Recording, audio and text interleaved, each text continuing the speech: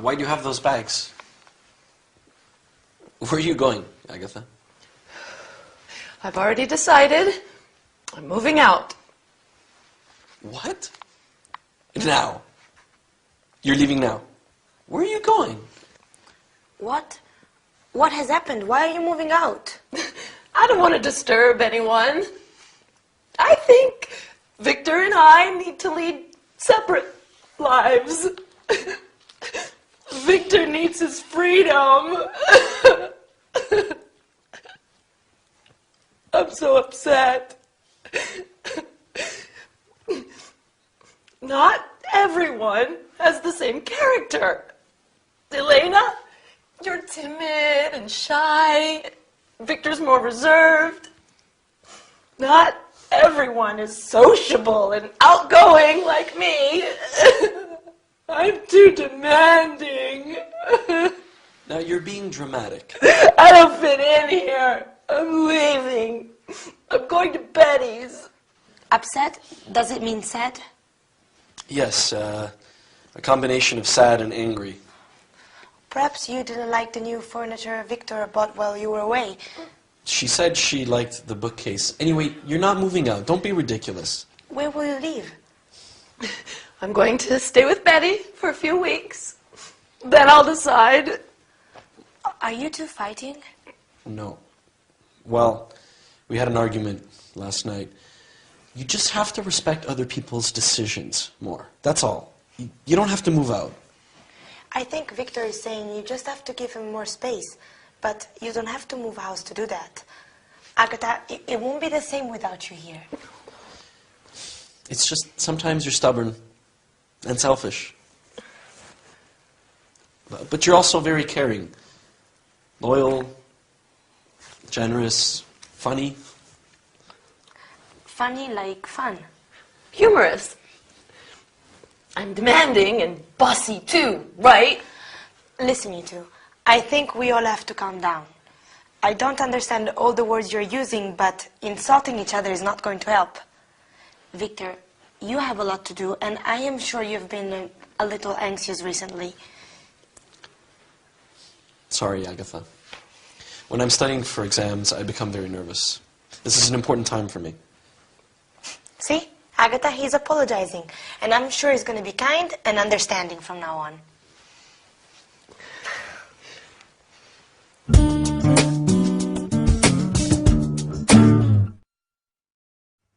Hello everyone, welcome to your English lesson with me, your charming, kind and modest Gabrielle.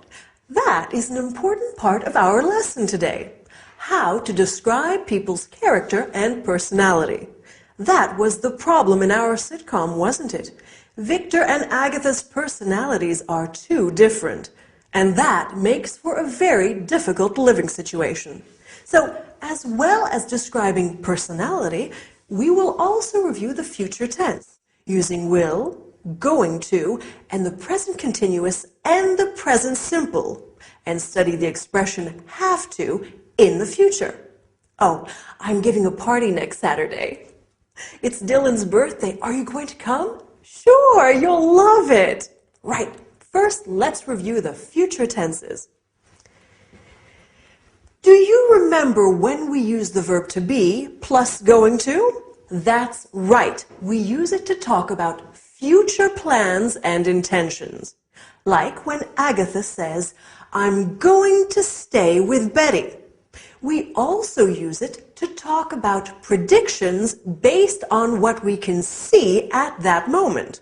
For example, saying, I think it's going to rain when you can see storm clouds. And when do we use will? We use it with offers.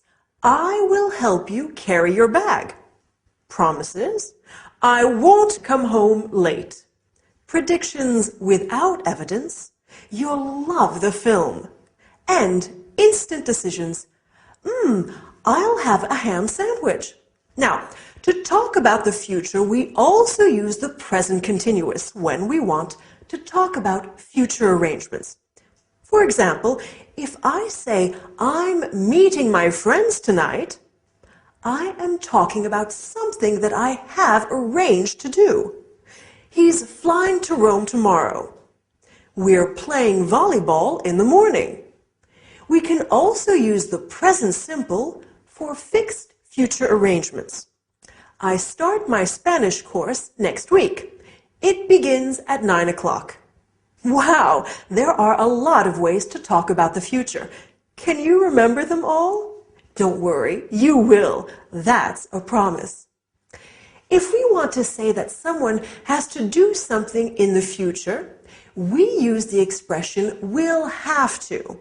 For example, if you want to speak English well, you will have to study hard. If I want to buy a new car, I will have to save lots of money. Will have to stays the same in all persons. So we can also say, if Dylan wants me to cook dinner, he will have to wash the dishes. Okay, for his birthday I'll do everything. Now, let's look at some ways that we can talk about character and personality. As I said before, I think I am charming, kind, and definitely modest.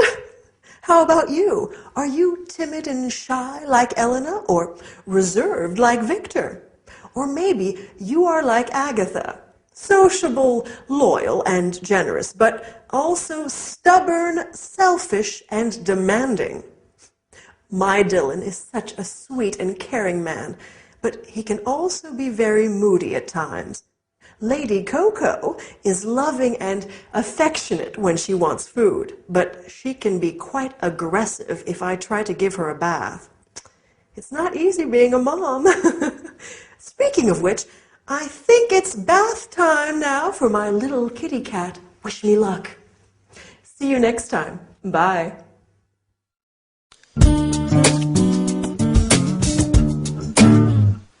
Did you get caught in the rain? Is it still raining? Well, I wasn't swimming in the Thames.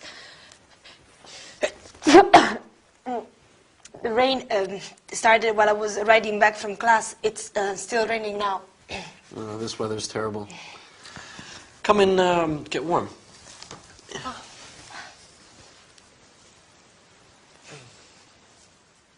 There you go.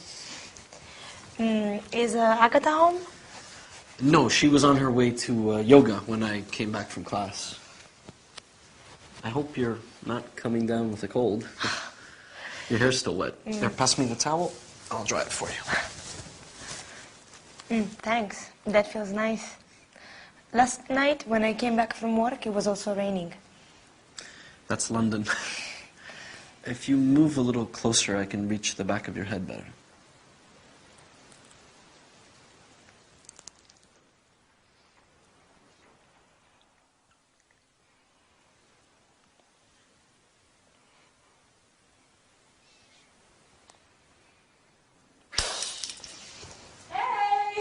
It's just me.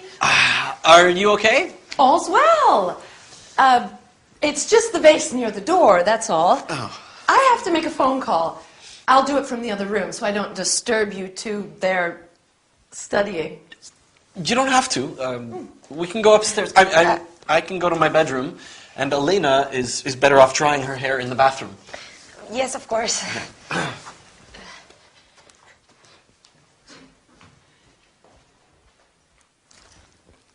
Oh, I have to tell Betty. I can't wait.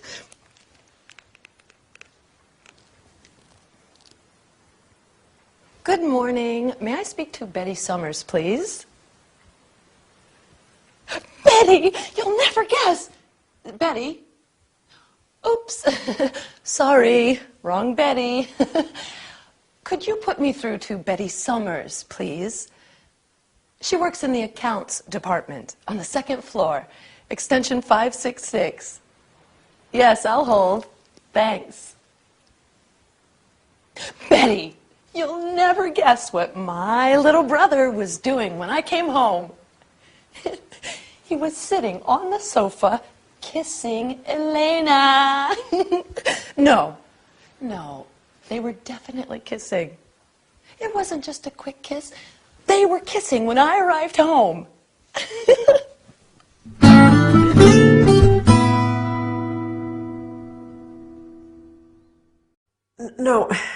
No, listen, Mom, I have to go.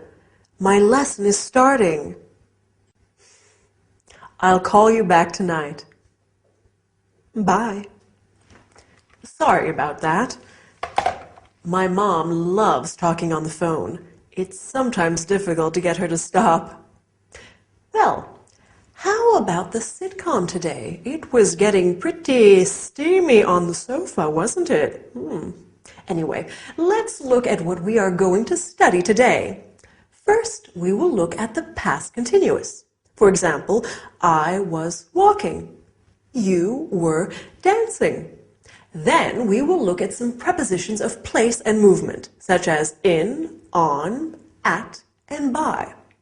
Then finally, we will learn some language used on the telephone. Okay? Let's get started. So, when poor Elena came in, she said that the rain started while she was riding back from class. This is an example of the past continuous. The verb to be in the past, so was or were, plus the verb in ing. I was cycling. You were speaking. She was studying. We use the past continuous to describe an action that was in progress in the past. We often use it with the past simple to describe a long action interrupted by another action. For example, I was walking down the street when I saw John. She was washing the car when it started to rain. We also use it to describe two past actions happening simultaneously. As Agatha said, he was sitting on the sofa kissing Elena, meaning he was sitting on the sofa and he was kissing Elena. I was cutting the vegetables while Dylan was pouring the wine. Do you see? Now, let's look at some prepositions of place and movement. Has anyone seen my bag? Oh, here it is on the table. Oh, I'm so forgetful. I can't remember where I put my keys either. Ah, silly me. Here they are in my bag. I remember I put them into my bag so I wouldn't lose them.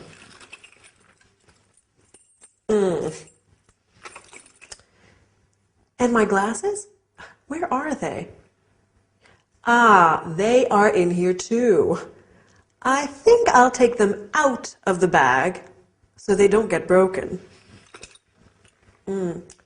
Maybe I'll put them onto my head. For safekeeping. That's better. Now, after the lesson, I'm meeting my friend Jade for coffee. I'm meeting her at the flower shop on the high street by the park. I hope I remember. You know what I'm like. Okay, finally, I want us to study some telephone language. Do you remember what Agatha said on the phone? She said, "May I speak to Betty Johnson, please?" This is how we ask for someone on the phone. Then she said, "Could you put me through to?" This is what we say when we are talking to a secretary or receptionist of a business and want to talk to someone specific. Please hold on. To be on hold means to wait to be connected to someone. You often hear some really dreadful music while on hold. We also have some important phrasal verbs in the English telephone language. To pick up is to answer the phone, and to hang up is to end the call. Okay? So now you know how to have a phone conversation in English. Good work. Well, that's all for today. See you next time, or maybe give me a call. Do you want green tea or black, Agatha? Oh, green, please. It's supposed to be very good for you. You've never had green tea before, Agatha. You said it tastes bitter. Are you starting a new diet? No. I just think I need to be a little healthier. When I was a young girl, I loved watching Mother make afternoon tea. Her grandmother taught her how to make a proper pot of tea. When we were children, Agatha and Betty would help Mom make her special jam drop biscuits. Oh, what are jam drop biscuits? They're biscuits, which you push your thumb into to leave a little hole to put the delicious homemade strawberry jam into. Dad and I love them. Our cousins always had apple cakes with their tea, but jam drops were our favorite. Although Aunt Mary has always made marvelous jams. This tea is good. Mom sent it from Manchester. That's where our grandmother's from. She goes often to visit relatives and old school friends. Oh, where are you two from originally? Well, Mom's family is from Manchester, and Dad's from the U.S. We spent our school years living with our dad's family in Arizona until he was transferred here with work. Then we lived in a flat in Flagstaff, and we used to visit our grandmother. Oh. On the farm, in the country. Okay, guys, I have something to tell you. I've just been to the doctor's and... Oh, is everything okay? You have been ill a lot recently. Have you taken those vitamin pills I left on the table? Victor, I'm pregnant. How long have you known? Have you told Harold? I've just spoken to him, although he's suspected for weeks. His transfer has just come through, and he's coming back to London for good. That's fantastic news. I wonder who that is. I'll go.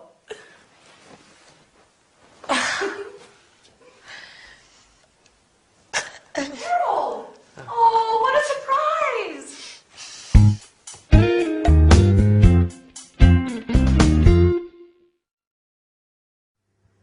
Hi there! Big news for our friends in the sitcom today.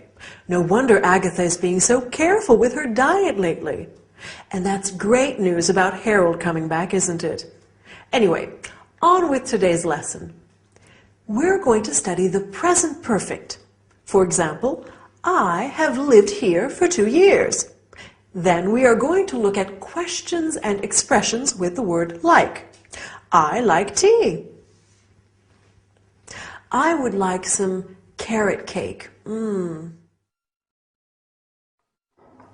Do you remember what Lady Coco is like? Here she is. I'm sure you like her. Finally, we will look at how to describe your childhood. I'm curious. Are you ready? Let's get started. So, in the sitcom today, Elena said, "You've never had green tea before." This is an example of the present perfect. We make the present perfect with the verb have plus the past participle of the verb. I have seen this film twice. We use the present perfect to talk about experiences in our lives when the time is not really important. I have been to India. I have been to South Africa. I've been to France, for example. We can also use it to describe an action that started in the past and continues up to now. He has lived here since 1999. It means he's still living here. I've been singing since I was a child, and I keep doing it now. Another use of the present perfect is to describe an action that happened in the past that has a result in the present, an influence on it. Have you done your homework? Yes, I have. So you can go out now. Agatha said, I've just spoken to him, and now he knows everything. We use the word just when the action happened very recently. You have just learned how to use the present perfect. Well done. Now, let's look at the word like. We use like in many ways. For example, I like chocolate, and I would like some chocolate ice cream. We can also say, I look like my mom. He looks like a rugby player, to describe somebody's physical appearance. We can use like to compare things. Your hair is like silk, or your eyes are like stars. We can also say, what is he like? To ask about someone's appearance and personality. What is Dylan like? He's kind, generous, and very handsome. Compare this to the question, how is he? He's fine, thanks. We ask, how is he, when we are inquiring about someone's health and well-being. How are you? I hope you are fine as well. In our sitcom today, Agatha talks about her past. When we talk about our childhood, we often say, when I was a little girl, or when I was 14. We talk about our past using the simple past tense. Victor says, we spent our school years living with Dad's family. This is another way of describing our childhood. Agatha says, we used to visit our granny. We use used to talk about things that we did regularly in the past. When Lady Coco was a kitten, she used to play with her tail all day long. Anyway, that's all we have time for today. Hope you enjoyed the lesson. Bye!